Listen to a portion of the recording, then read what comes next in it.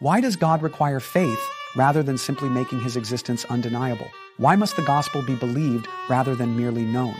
These questions are central to Christian theology, and the Catholic Church teaches that faith is not just intellectual assent, but a response of the heart, will, and desire.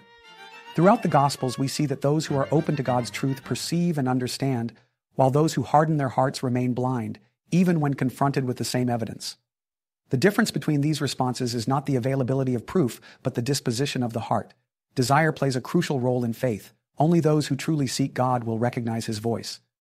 The Catholic Church teaches that faith is both a gift from God and a human response. God provides sufficient evidence for those who seek him, but he does not force belief. Instead, he invites people into a relationship, allowing them the freedom to accept or reject him. Jesus alludes to this in the parable of the sower in Matthew 13, where the same seed, the gospel, falls on different types of soil, representing various human responses. Some receive the word with joy but lack perseverance. Others are choked by the world's distractions, and only those with hearts prepared to receive bear fruit. The message is clear. Faith is not just about hearing, but desiring and embracing the truth.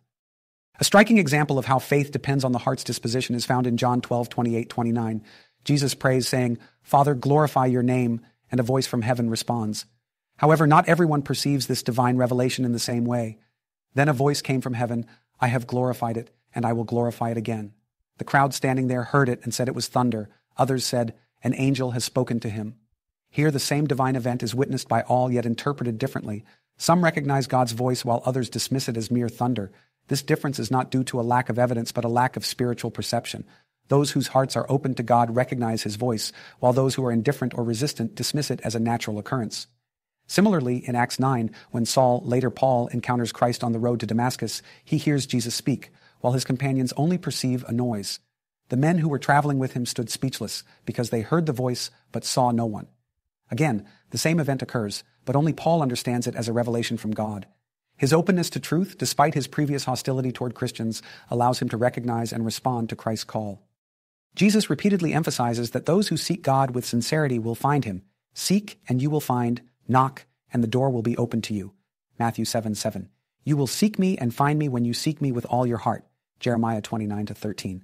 Faith, then, is not merely an intellectual exercise, but an act of the will, driven by a desire for truth. The Pharisees often witnessed Jesus' miracles, but refused to believe because their hearts were hardened. In contrast, sinners and outsiders, who earnestly desired God's mercy, recognized Jesus as the Messiah. A powerful example is found in John 9, where Jesus heals a man born blind. The Pharisees interrogate the man, refusing to accept the miracle. Instead of rejoicing at a clear sign of God's power, they rationalize and reject it. Jesus rebukes them, saying, "If you were blind, you would not have sin. But now that you say, 'We see,' your sin remains." Here, the issue is not a lack of evidence, but a refusal to believe. Their lack of faith is rooted not in ignorance, but in pride and resistance to God. Why doesn't God make his existence and the truth of the gospel so obvious that no one could deny it? The Catholic Church teaches that faith must be freely given, not coerced. If God's presence were undeniable in the way that the sun is visible in the sky, belief would be a matter of necessity, not love. The Catechism of the Catholic Church states, "To be human, man's response to God by faith must be free, and therefore nobody is to be forced to embrace the faith against his will." The book of Hebrews states, "Without faith, it is impossible to please God." God provides enough evidence for those who seek him, but allows space for rejection by those who do not desire him. This is why Jesus often taught in parables. Those who sought truth would understand, while those who were indifferent would remain blind, as seen in Matthew 13:10-17. Catholic teaching makes it clear that faith is not just about knowing facts, but about seeking, desiring, and loving God. The gospel message is the same for all, yet some embrace it while others ignore it. The difference lies in the heart's disposition. Those who earnestly seek truth recognize God's voice, while those who resist remain blind. As Jesus said in John 20:29, "Blessed are those who have not seen and yet believe."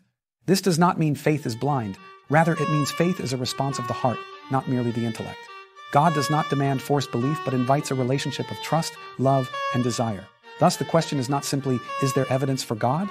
But do I truly desire to know and follow him?